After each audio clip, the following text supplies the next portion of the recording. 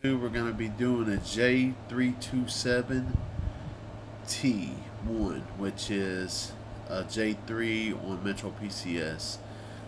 You can use this for a J327t also, which is just a T-Mobile version. But for this video, we're doing a T1. First, I need you to power off the phone, hold volume down, the home button, and power. And once you hold all them three of them buttons and turn it on, it will ask you to continue in download mode. You'll press up. So volume down, power, and home. And you'll hit up to continue once it asks, and you'll be in download mode. And up here you can see the FRP is in fact on. If it said off, then there would be no Google lock, but there is a Google lock in fact. You'll plug it into your USB, and then you'll get on the internet and download Odin 3.13.1. You'll open that, and also you'll download the J327. You'll click on AP. You want to download a J327t. Let's see, the J327t combination file. So even though we're doing a T1, the combination file for, you just want the J327t combination file. If you're doing a regular T, a regular T-Mobile one, you'll want to use it. If you're doing a Metro PCS, you'll want it. The T1, which is Metro, you'll want to use it. So give me 1 second here. Click there. Give a second for the file to load. The combination file, it's .md5. Reason why I took a second there is because I was going to delete that .md5 and just leave it as .tar. If I exchange the extension, then it wouldn't take as long to load for some reason, but didn't want to get anybody confused, so I'm just going to click it, load it. You want to go over here. Only do this when you write combination firmware. You want to go over to options, and you want to hit then erase. That'll keep it from that'll delete the cache. You keep it from getting stuck. Alright, and then you want to go ahead and hit start. Let it do its thing. Let it write it. Now this tutorial is for somebody that knows a little bit about phones. Nobody knows everything, because when a different firmware comes out, everything's changed. And speaking of firmware, this is the revision 1 method. So the method is probably different on revision 2. When I say 1, let's look at some firmwares here. You see where the 1s are at in the firmware? If your firmware has that 1, that's what this is going to work on. If it's got a 2, it's probably a different method on that. It could be close to the same, but don't do this method until I release a video for the 2, because I can't think on the top of my head if it's the same or not. But most of the time it'll always be different. But anyway, so if your firmware ends in 1, whether it's T or the T1 firmware, this method will work for you. Alright. In firmware in general on Samsung phones, once this number changes, you can't downgrade. So if you're on 2, you can only go to 2 firmware or 3 firmware or higher whenever it's available. You can never go back to 1. Over here on the phone, the firmware is loading up. This is combination memory, so it's going to look a little weird. And then here comes the next part. Technically, you could do this without software. The software for unlocking I use is Samsung Tool, which is paid. If you're going to do this, I suggest buying paid software. I don't condone the free stuff, because I think just don't be cheap. I mean, if this is something you want to do, Samsung Tool's a couple $100, and it can do a lot of phones, and you'll get your money's worth. But anyway, so on Samsung, we're going to open Samsung Tool. You could do this part with Odin, but I'm going to tell you how. And then if you got to know a little bit to be able to understand. So once we open up Samsung Tool, I'm going to go to the flashing tool. When we're going to, okay, you also want to download the full regular firmware of the phone. Okay, Now on the regular firmware, you're going to download T1 if it's Metro, or you'll download the T firmware if it's T-Mobile. But we'll always choose the combination, just the T-Mobile combination firmware. But when you want to write the actual firmware back to the phone, not the combination is not for use. You want to use the right one. So let me show you why I use Samsung tool. It's a little tricky here. Go to my firmwares.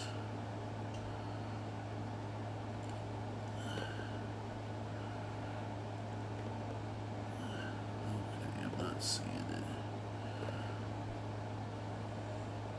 One second here. I got something confused. Oh, I haven't extracted it yet. So once upon extracting it, you'll get all 5 files.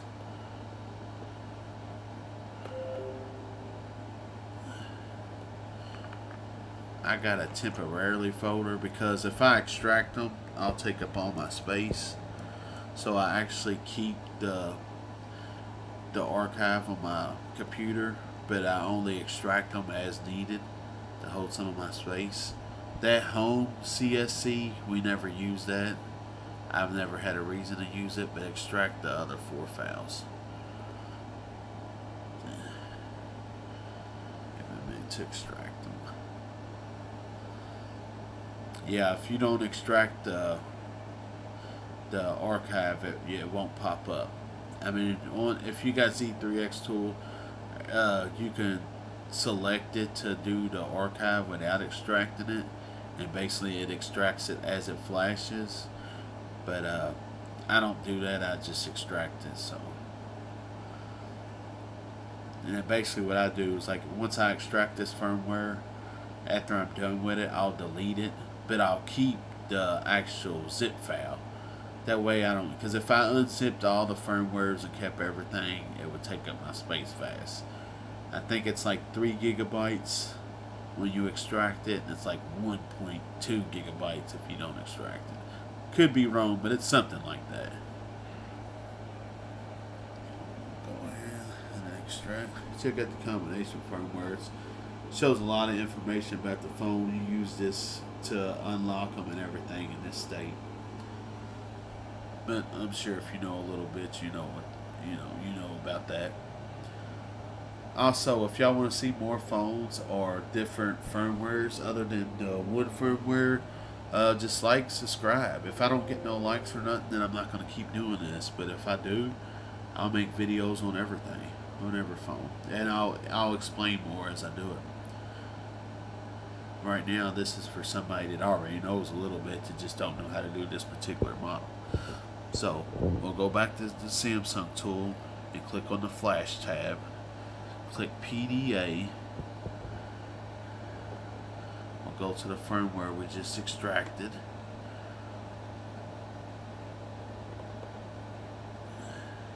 Okay, not showing it. Why are we not showing the firmware?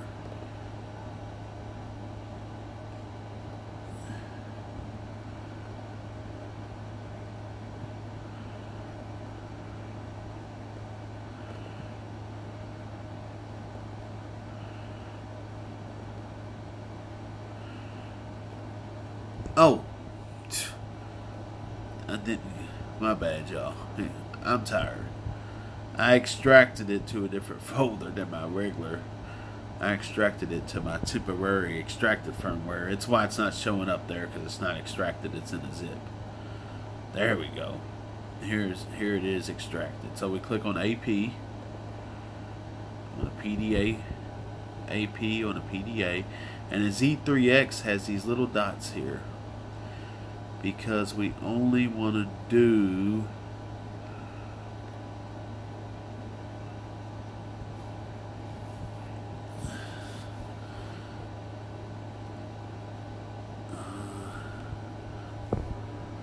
click on them little 3 dots there, and then we can actually choose what we want to do.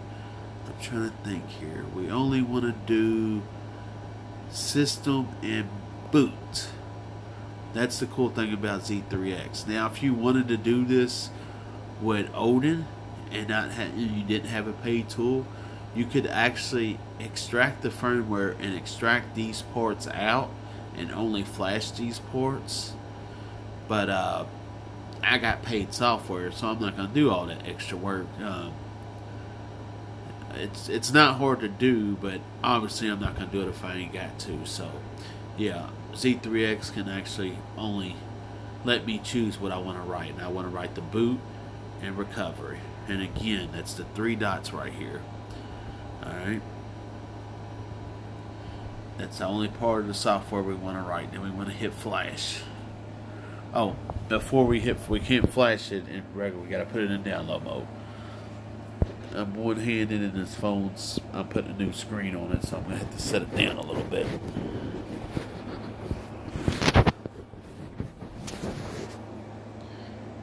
Remember, it's power off, volume down, power, and home.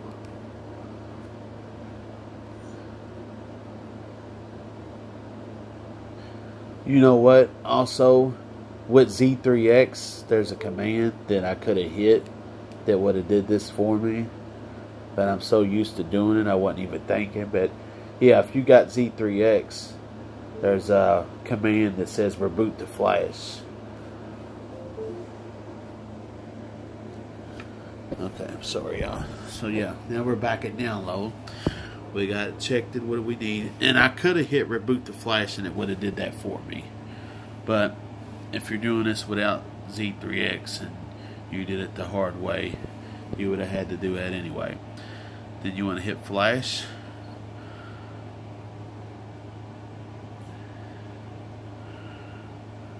And yeah, it's only going to flash the system image and the boot image.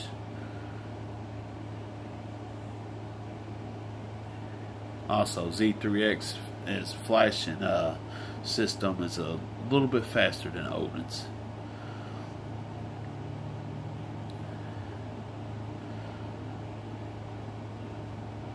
But yeah, if you was using Odin, you would open up,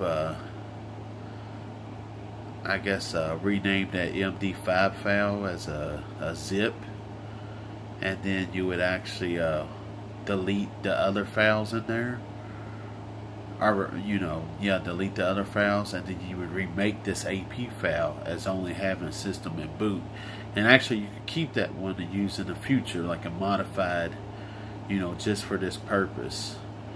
But after we do this, we need to actually flash the full file, so you want to have another copy.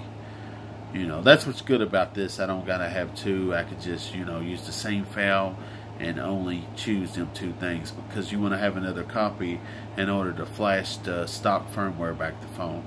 Because it's not, you know, it might, after this, it might boot up normal and work normal, but the phone could overheat, or a lot of other things could go wrong. You should always, after doing anything, modifying the phone to unlock it, the unlock stays there. Or if you're removing the Google, after you remove it, it's gone. You should always put the phone back to normal. I see a lot of people all the time, like they flash the English boot, unlock a phone, and leave it like that. And it causes the phone to overheat and everything, because the root that the engineering root gives you is not a working root. You know, you only use it just to unlock the phone. And there's people that left it like that, and what happens is it boot loops, or it gets stuck eventually, or the phone tries to update itself and it errors out, and it leaves the customer, you know, with a phone that's stuck not working, and then they got to get somebody like me to do it properly and flash it back. So you should always take the phone back to original firmware. Alright, we're booting here. As y'all can see, I got this phone took apart. The screen's not even all the way on it, because a couple times I seen the phone go off and I didn't turn the phone off. So I just want to make sure that, you know, there's nothing wrong with the phone before I seal the screen on it. If you replace screens, you know how it is. You know, if you're taking a broke one off, it's nothing. But if you're taking a good screen off, you could potentially break the good screen while taking while taking it off. So I don't want to seal it with my tape there, my double-sided tape there, until I know that this phone's the Google account removed and I got it unlocked and everything's working good. And with Metro PCS, the app that's actually on a phone, they only require you to use it 3 months, and you can use the unlock tool and it'll unlock the phone. Most of the time I get lucky. If not, then T-Mobile phones are paid. Look there, right past it, right to the Samsung screen. See, what I was saying is, a lot of people, they would stop right here and say, here, it's done, and give it to a customer. Whereas one problem, it's not done. You should never leave the phone, in this state. As y'all see, we didn't flash all the full software back to the phone, So don't do that, do it the right way. There's the unlock app I'm talking about. And the right way is to go from here and to reset it.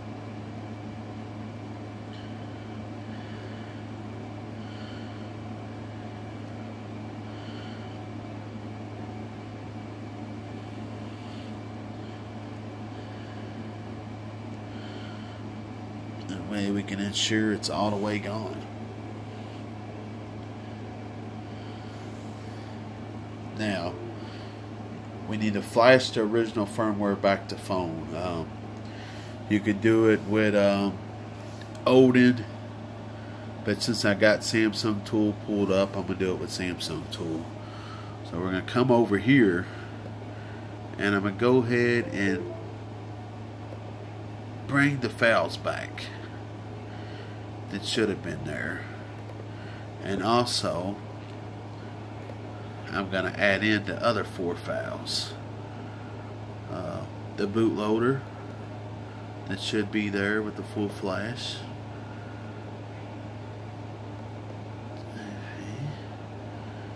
And the CSC. All 4 files. Your firmware might have a home CSC, and we don't use that. We just use the regular CSC. And look, as you can see here, when I reset that phone, look what happened. That happened because the full software wasn't on the phone. So obviously you could not give it to somebody like that, because look what happens when I just reset it. Get stuck. Same thing that'll happen when they go to update it, and then they'll bring it back to me like that. That's why you flash the full software. Now normally you come over here on Z3X and reboot the flash, but being that the phone is on this screen, it's a good chance that Z3X won't be able to put it back there. I might have to manually do it. As you can see, let me manually put it back in download mode. Remember, volume down, power, and home. If it gets stuck like this, you may have to pull the battery.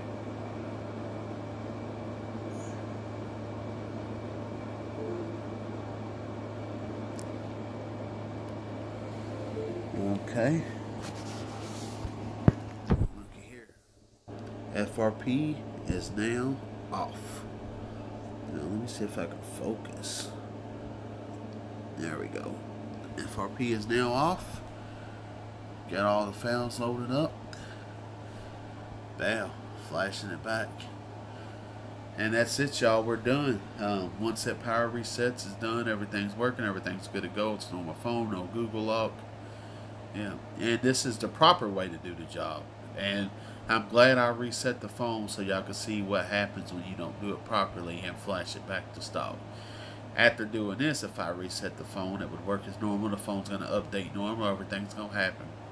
Alright, again, y'all, like, subscribe, share. I'm new to this. I'm new to YouTube. If I'm going to be giving out this information that took me years, 15 years to learn this stuff, and if I'm going to be showing free ways to do it without boxes and stuff, maybe I'll show y'all how to do this without the Z3X tool by extracting the firmware. But if I'm going to put that kind of work into it, I got to get something out of it. And I'm only going to be able to do that with y'all.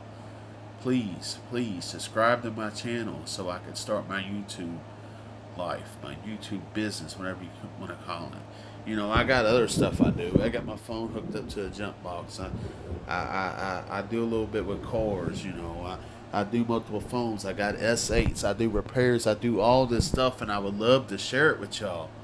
But you gotta like, subscribe, and share, or I'm just gonna be here. I'm just gonna do it for, business locally, making money. But if I can make money on YouTube, I don't care to show this to everybody. And I know it's possible. I want a YouTube plaque. I know I don't got the best recording stuff. I know I don't have the best voice. I know I'm not, and it might be painful to your ears to listen to me. My nose is clogged up, I'm recording horrible. I got McDonald's bag ashtrays, but this is real. This is real. I'm on my S8 right now. No high-tech camera, no microphone. But it don't matter because I'm showing you valuable information. Like, subscribe, share. Seago 502. Tony Seago it is. Bye, y'all.